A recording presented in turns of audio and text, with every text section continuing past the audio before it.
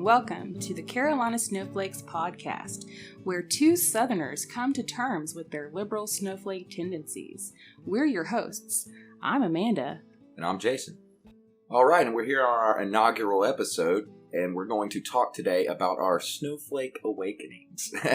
The real question I have, that we both have is, when did you first realize, for you, that you were a snowflake, a dirty liberal snowflake? A dirty liberal snowflake. Yeah, because, it's obvious that we're both Southern, but where'd the snowflake come from? I would say that my Snowflake Awakening happened around the age of 13. And that is when I, all by myself... little 13-year-old Amanda. Little 13-year-old Amanda, all by myself, decided that if gay people couldn't get married, that I wasn't going to get married either. Really? Did you tell anyone? No. No? So it was just your little secret. How are you going to change anything? I don't know. It wasn't a call to action. It was just more of a belief. A personal it was like a personal mission. Yeah. And I felt really strongly about it too. Really? Yeah. So you weren't you were like, I don't care how handsome he is. Yeah. I'm not doing it. I'm sorry, mister. I can't marry you because the gays can't get married.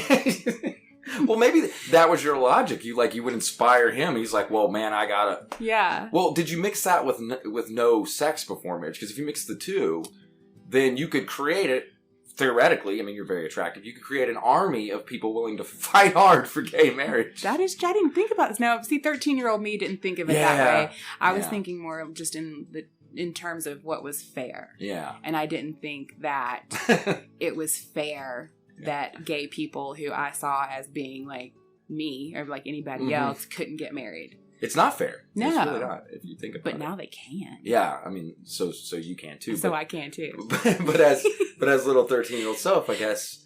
Yeah. It was like. And I don't even remember how it just happened. I just decided it. It's interesting that you were. Because this was early 90s, so there was no internet for me to be influenced by. There was no Twitter. Mm-hmm. You just decided. Yeah, I just decided it.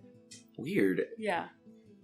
That's pretty noble. Thanks. In hindsight, yeah, it's pretty noble. It's it's just interesting to decide at 13. Yeah. What about you? What was your awakening? So I was a bit older than you were when I had the real moment of awakening. Mm-hmm. I was dating a girl at the time. Her name also happened to be Amanda. What? Yeah.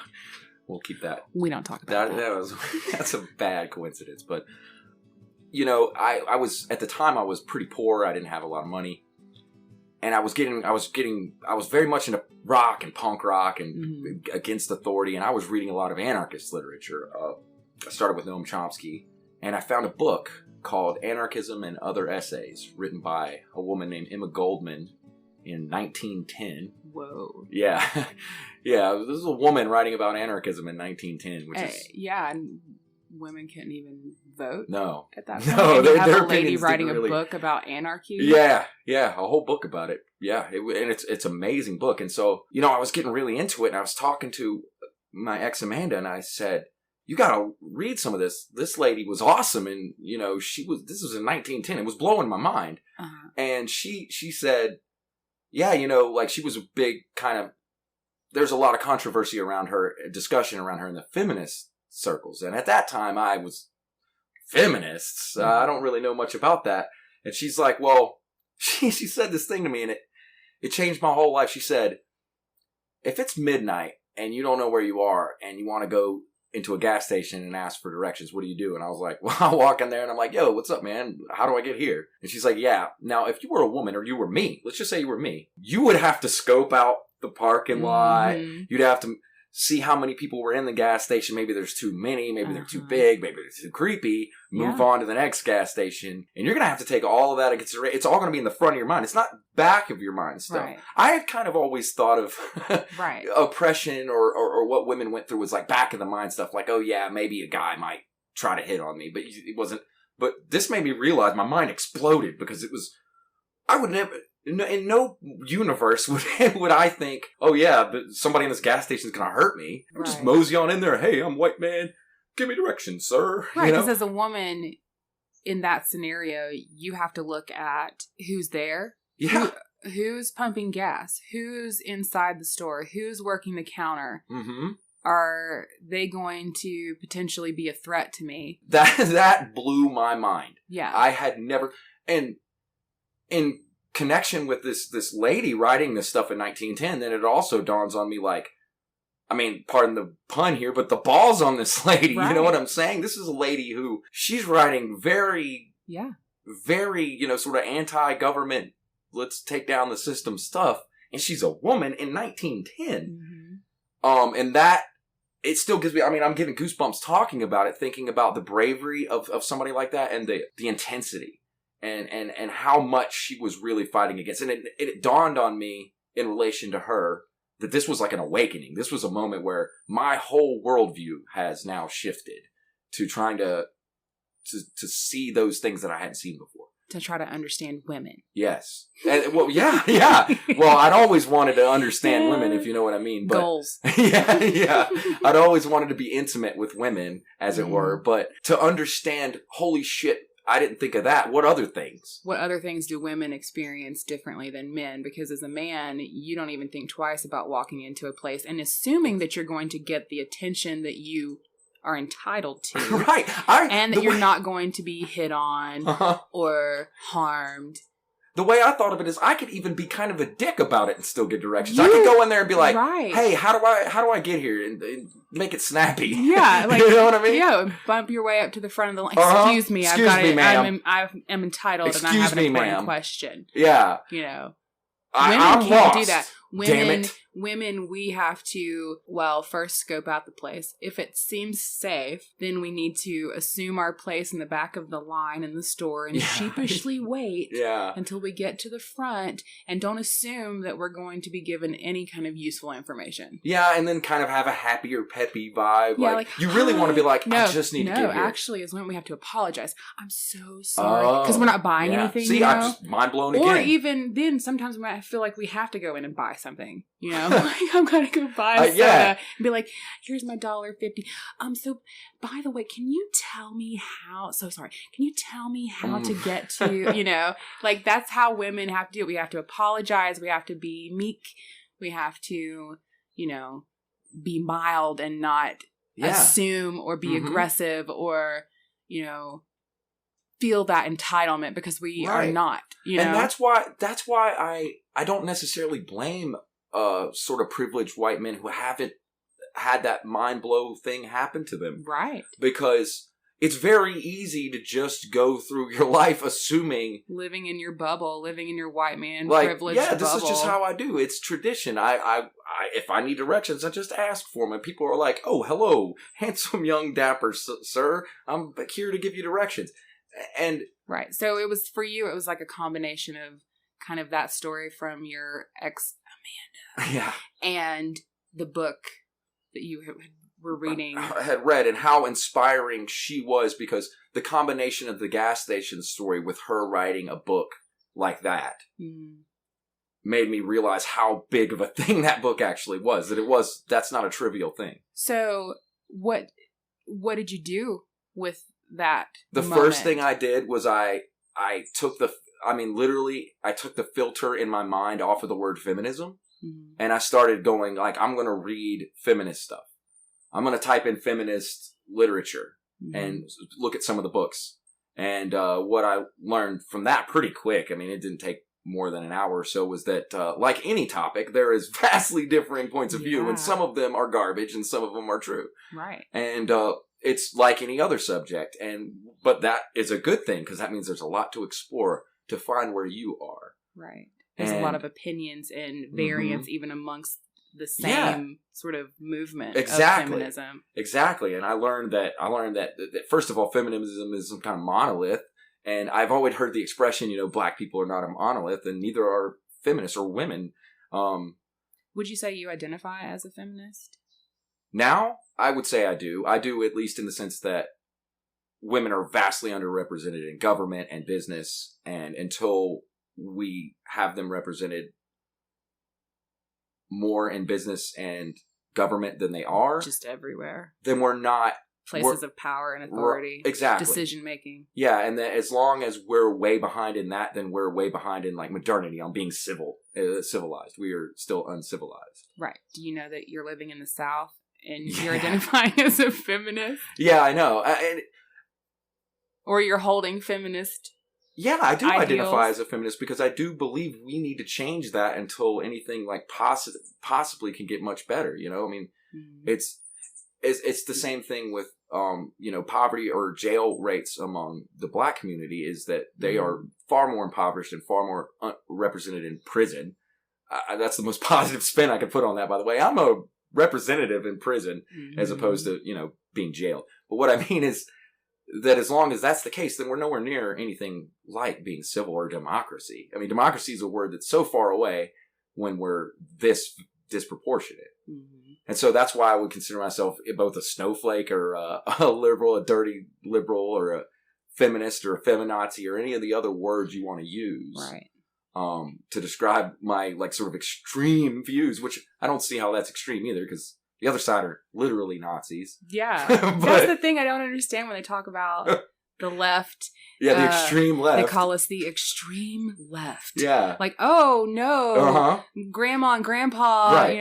Elizabeth Warren and Bernie Sanders want to give you health care. Yeah. How extreme. Yeah, that is some extreme health care. Meanwhile, on the right, they have literal Nazis. Yeah, literal like actual Nazis. With swastika tattoos. Yeah, showing up with their tiki torches and chanting. And then somehow in their minds there's an equal sign and then a grandma wanting to give you free healthcare. Right, but somehow grandma wanting to give you healthcare is just it's out there, too man. far. It's too far. Yeah. Well, I mean, I also think people are scared of the word anarchism, which I also learned isn't a scary word, because the people who I was reading were a woman writing in 1910. Yeah. And Noam Chomsky, who's 187 years old. He's really old. Yeah. And he's talking about these things. And I'm like, well, we have one side portraying these as like terrifying, frightening ideas, but they're all coming from people who aren't terrifying or frightening. Exactly. And not to forget the word socialist. Yeah, exactly. Also, that word is coming from people that are not frightening to me at all. Exactly. And then the other side has their points of view coming from literal Nazis. And that's a little, I don't see, that's much scarier. Not only literal Nazis, as we said, but they identify as such. Yeah, they're not hiding it. Yeah. Who would have thought that 80 years post World War, where they fought literal Nazis. Yeah. Didn't we get rid of them? Yeah. I know. I think of all the WW2 vets that are spinning in their graves right now going you guys have Nazis running around with torches in America and you're not doing anything about it? Yeah. Didn't we get rid of them? Yeah. Pretty sure.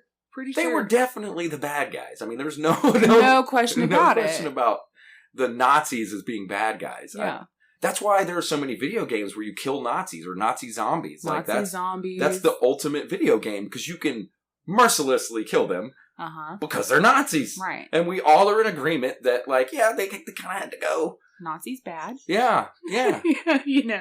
But somehow they've made a resurgence. They're back. And they're walking our streets. And yeah, and then the people like us are considered to be extreme because we think everyone should have health care. Yeah. So, somehow that makes us just too much. So if a Nazi beats... Scary even. They're scared. It's stay away from them. My point of view is more The other argument, they also say we're un-American. We hate America. Yeah, are you kidding me? That's bizarre.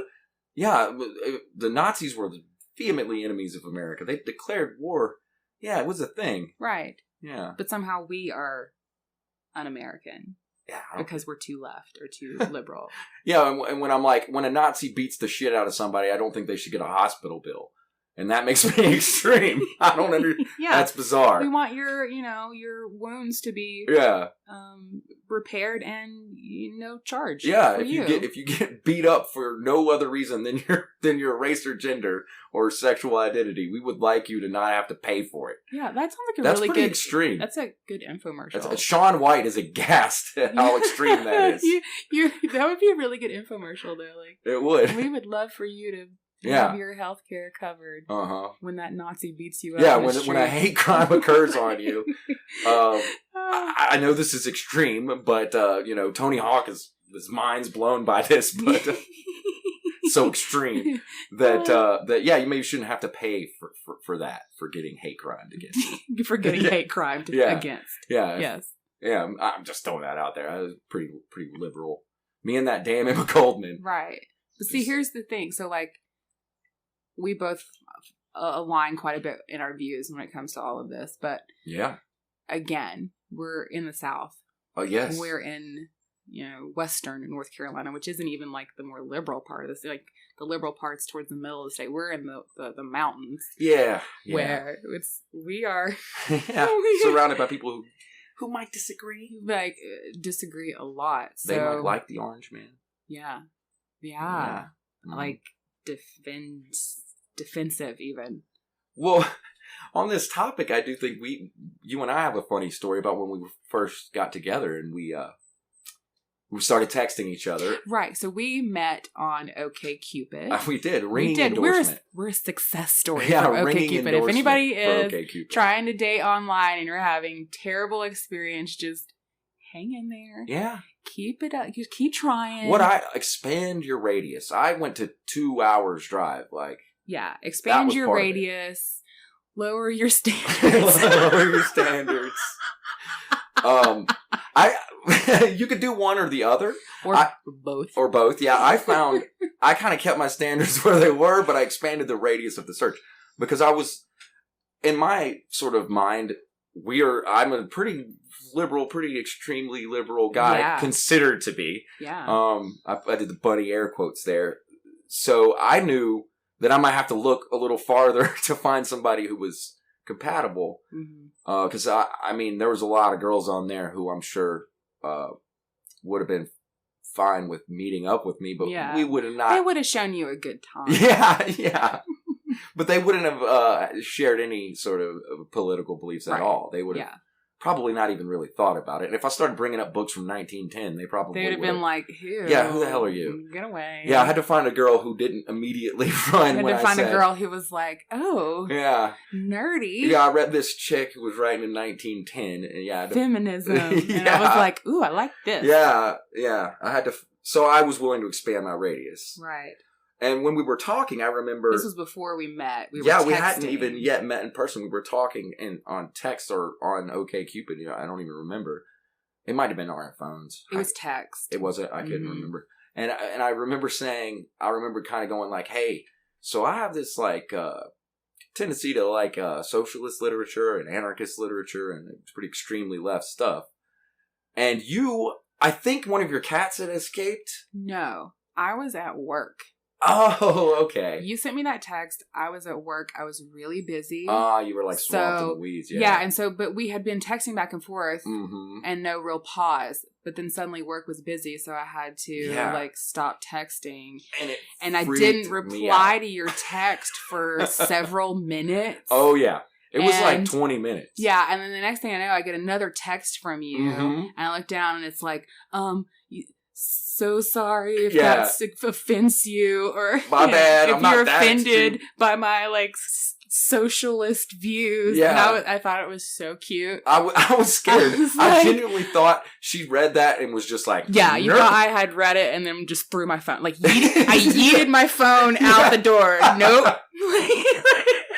Yeah. But I hadn't had time to respond. And so when I get your follow-up apology, I thought it was so cute. And I was just like, oh, bless his heart. Yeah. I was like, oh no, I scared her. I shouldn't have used the S word, damn it. Socialism. Yeah. It's yeah.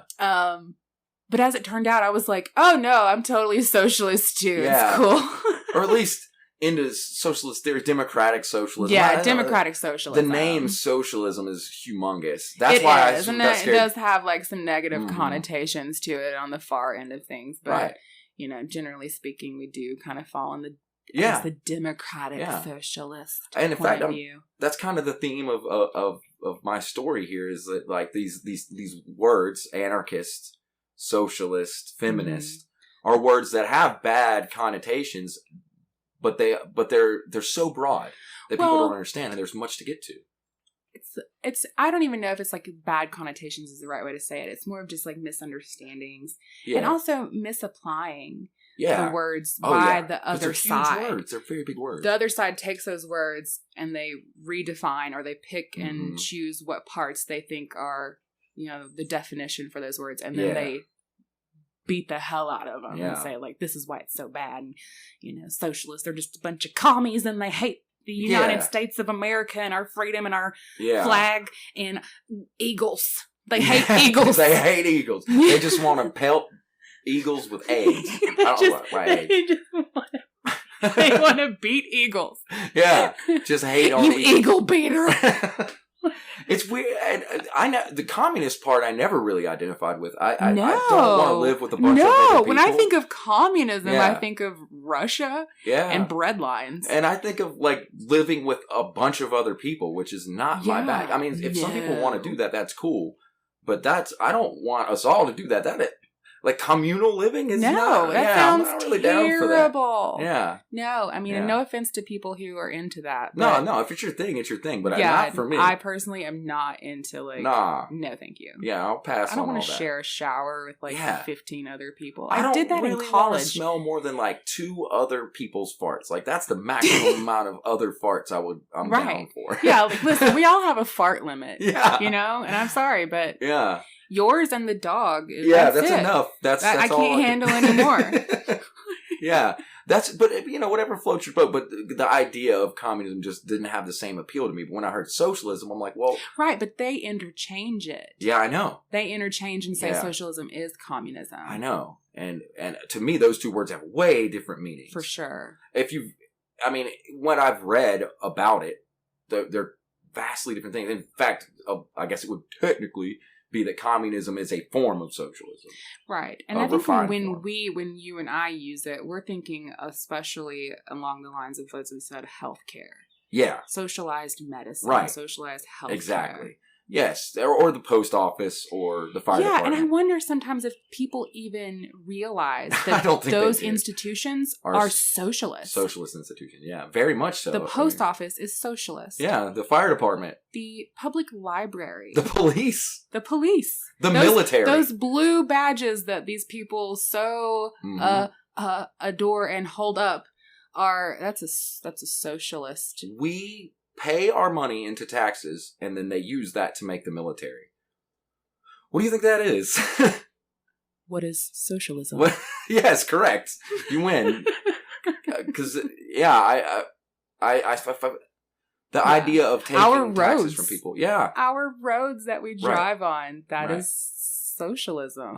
And those things are pretty okay. I'm down for them. Yeah, I like being able to drive on a road. It makes me not scared of that word. Right. Oh, yeah. Right, because you have an understanding of the true definition, and I think a lot of times the reason that they get such negative press is because people either don't take the time to learn the definition, or they misapply a new definition. They redefine it. Yeah, they make to make it negative. Weird one. Yeah, like feminism. Bizarre. For example. Yeah, it means we want all women or all men to die and us to make artificial sperm. Yeah. We never have to have men anymore. It's like that's... The real definition of feminism is just equality. Right. Women to be equal. Equal in opportunity. Equal in opportunity. I think that's another big thing. People mix up the word equal. We're not saying that a man is a woman. We're saying that they have the same opportunity. Opportunities. Yes. And chances. Equality of opportunity. That's another mind-blowing moment. But you did that one to me. Did I? Yeah, you were the one who taught me. Because I was like, there are some differences between men and women, though. I don't really think a woman could, go be a linebacker in the NFL against all those men and not get her ass kicked.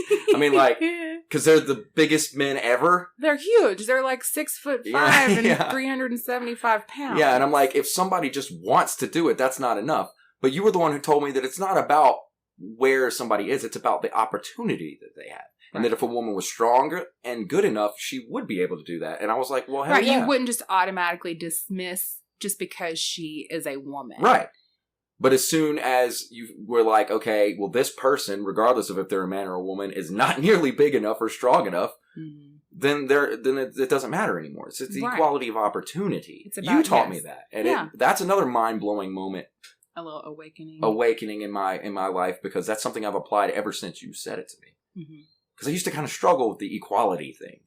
Right. And I think a lot of people do because, like you said, they tend to think of equal as in we're the same. Right. And that's obviously not true. Some people only have one leg. Some people have 3 legs. I mean, it's crazy.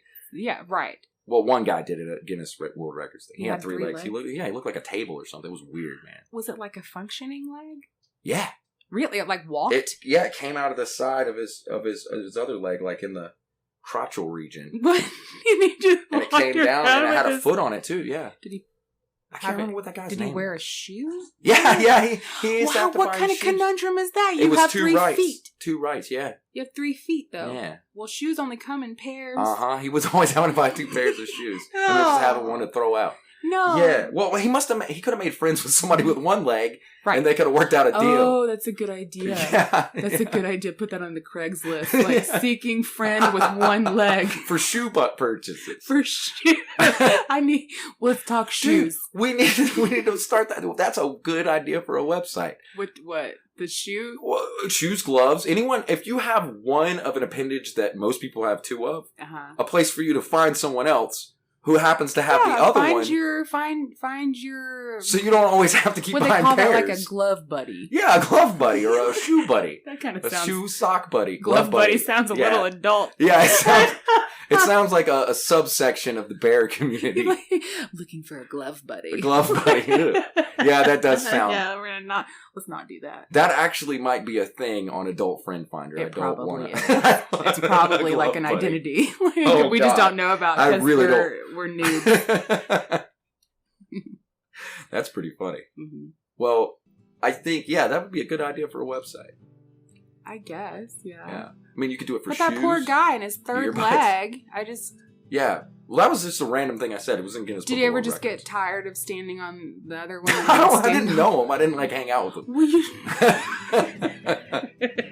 I just read about it. I just have so many questions about this guy and his extra leg. We're going to have to Google that. I'm going to have to look that up later. We'll refill you in about that. We'll follow up later. There's going to be a follow-up to the 3-legged man book story. With his extra leg. Yeah, we'll look into that and let you know. All right, and you can get back with us next time to find out more about the 3-legged man. The 3-legged man. And if you want to contact us, we are on Facebook at facebook.com/Carolina Snowflakes. And you can also email us at Gmail. carolinasnowflakes@gmail.com. Gmail.com. Thanks for listening. Thanks, guys. Bye.